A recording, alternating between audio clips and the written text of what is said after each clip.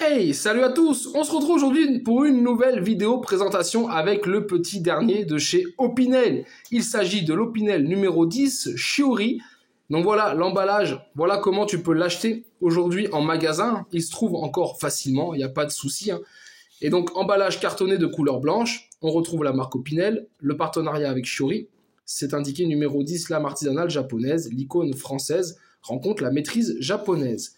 Et si on l'ouvre, hop, on arrive sur cet étui en bois avec logo Opinel, logo Shiori. Le reste est neutre, d'accord? Et on ouvre. Là, on arrive sur le couteau qui est dans son petit sachet. Hop, qu'on va poser là. Et on retrouve dedans la notice avec plusieurs langues et qui vous explique un petit peu l'histoire de ce couteau. Donc allez, on va le déballer. Il faut savoir que c'est un couteau en série limitée, les amis. On parle d'une série produite à 2100 exemplaires pour le monde, dont 1000 pour la France. Une série qui n'est pas numérotée, d'accord, et qu'on va appeler aussi première série, ce qui laisserait sous-entendre qu'une deuxième série est possible. Peut-être que s'il rencontre un franc succès, une deuxième série sera produite. Alors ça sera difficile de pouvoir comparer après qui est de la première, qui est de la deuxième.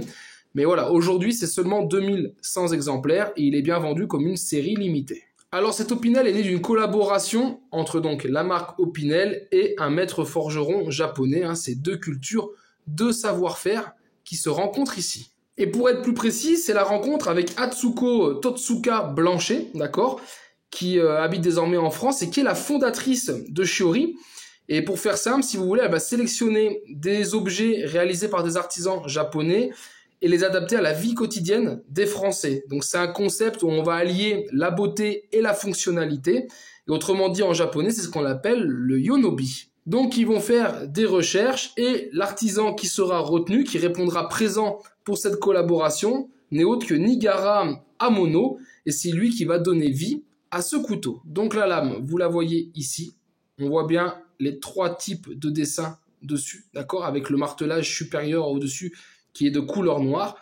Donc il s'agit d'une lame forgée, d'accord, au Japon, dans un acier inoxydable qu'on appelle multicouche.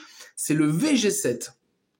Et en termes de dureté de lame, on est sur du 63 HRC, d'accord, c'est ce qui va permettre à la lame de lui offrir une coupe remarquable et durable. Et allez, je vous le tourne pour vous faire voir la lame aussi de l'autre côté.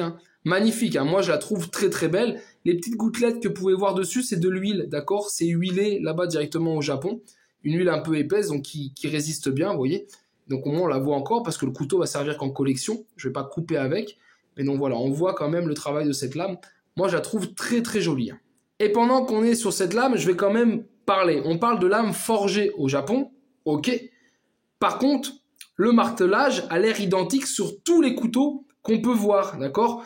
Donc, si vous voulez, la lame forgée, ok, par un artisan, mais le dessin du martelage peut être lui fait en série avec la même frappe, si vous voulez. Et c'est un peu dommage, c'est un point de vue. C'est un couteau, je vous l'ai pas dit, mais il sort neuf en boutique à 360 €.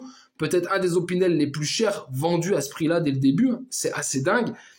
Et quand on dit lame forgée par un artisan, tu t'attends à un modèle unique. C'est-à-dire que personne ne devrait avoir la même lame. Et aujourd'hui, sur toutes les photos qu'on peut voir, au moins le dessin du frappage ici est quand même assez identique. Donc aussi, on perd un peu ce côté unique. Et au prix du couteau, je pense que tout le monde aurait aimé franchement avoir toutes les lames différentes par couteau. Je pense qu'il aurait été un petit plus au vu du prix. Le virobloc, lui, il est teinté noir, d'accord? On connaît, maintenant ça se fait pas mal. Et on arrive sur ce manche. Alors moi, le manche, regardez si c'est beau. Donc là, c'est ce qu'on appelle de l'érable ondé. Et même au toucher, donc vous voyez, on voit les stries, mais quand vous le touchez, il n'est pas lisse. Vous avez vraiment la petite sensation d'ondulation. Alors moi, j'ai eu la chance de pouvoir le choisir, de choisir un manche comme ceci, vraiment bien strié. Il y en a qui sont plus blancs, qui ont moins de stries. Voilà, moi, je voulais vraiment ce modèle strié qui ressort bien l'ondé de l'érable, d'accord, que je trouve très joli.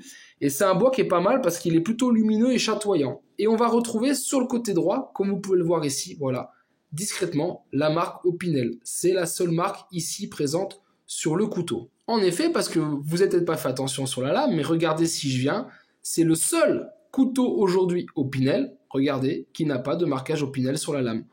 On voit ici l'écriture en japonais, mais on retrouve pas les deux doigts de Saint-Jean-Baptiste avec la couronne ou le logo Opinel si vous voulez. Voilà. Donc il y a vraiment que ce petit détail Opinel ici sur le manche. Hop, voilà, ici. Sinon la lame, elle n'est pas marquée. Donc voilà, c'est rare, c'est le premier. C'est pour ça que moi je l'ai acheté parce que c'est le premier dans son genre. On est aussi sur une taille numéro 10 qui est moins courante que les 8. Donc ça en fait quand même un très très bel objet de collection. Donc les amis, n'hésitez pas à me dire en commentaire si vous l'avez acheté, ce que vous pensez de ce couteau, du rapport qualité-prix, hein, faut pas hésiter. Mais voilà, moi je le voulais, je l'ai eu, je suis content, c'est un par personne. Aujourd'hui la vente c'est un par personne, si tu regardes cette vidéo au musée par exemple, ils en ont encore, et le musée tu les appelles, tu commandes, ils t'envoient un lien pour payer et tu peux le recevoir chez toi, d'accord? Il n'y a pas vraiment de site internet pour commander, mais voilà, c'est pas encore un objet rare, il y a des stocks.